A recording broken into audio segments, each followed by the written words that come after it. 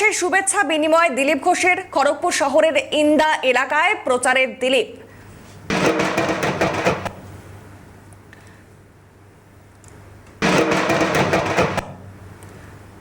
বাংলা নববর্ষের শুভেচ্ছা বিনিময় দিলীপ ঘোষের।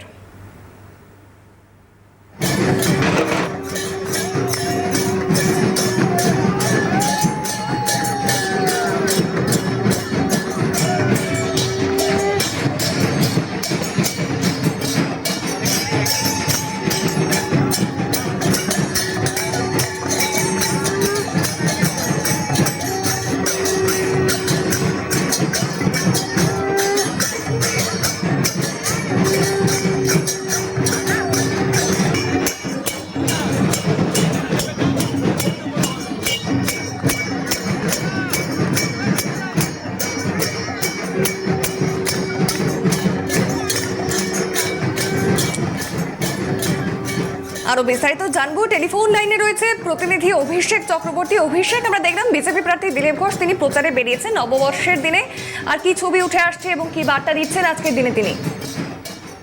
একদমই দেখো, খড়গপুর শহরে ইন্দা এলাকায় শুভ নববর্ষের শুভেচ্ছা বিনিময় করলেন কর্মী সমর্থকের সঙ্গে এবং পাশাপাশি এলাকার মানুষের সঙ্গে জনসংযোগ কর্মসূচি করে এবং শুভ নববর্ষের কিন্তু শুভেচ্ছা জানান। পাশাপাশি কিন্তু আজকে একাধিক কর্মসূচি দিনভর রয়েছে এবং এছাড়াও কিন্তু তিনি নিজের বিধানসভা বাদ দিয়ে অন্যান্য যে বিধানসভা রয়েছে সেখানেও তিনি প্রচারে যাবেন এবং দিনভর কিন্তু এভাবেই কিন্তু কর্মসূচি রয়েছে। এবং একটা যে ছবি উঠে এলো, এই খড়গপুরের ইন্দা এলাকায় বিজেপির মহিলা কর্মী সমর্থকরা থাকেন, তাহলে কিন্তু কাজ করতেও দেখা গেছে এবং সবকে সাথ দিয়ে কিন্তু দিলীপ ঘোষ খড়গপুরে বিজেপি প্রার্থী। একদমই ধন্যবাদ অভিষেক। এবং খড়গপুরে হারবে তৃণমূল এবং নানা বিষয় নিয়ে কথা বলেছেন দিলীপ ঘোষ। সেটা ওরা ঠিক করুন, তৃণমূল হারবে এটা নিশ্চিত। কে হারাবে দেখা যাক।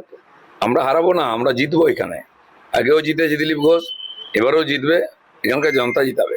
না, যার কাছে জেনুইন ডকুমেন্টস আছে নাগরিকত্বের, সে ভারতবর্ষের নাগরিকও বটে, সে এখানকার ভোটারও হবে। কিন্তু যারা ঢুকে পড়েছে আর তাদেরকে ভুয়ো রেশন কার্ড আধার কার্ড বানিয়ে দিয়েছেন মমতা ব্যানার্জিরা, তারা কোনোদিন ভোটার হবে না। আর যার কাছে জেনুইন ডকুমেন্ট আছে সে ভোটার আছে, থাকবে। না আছে যদি তাহলে পরের বারে থাকবে।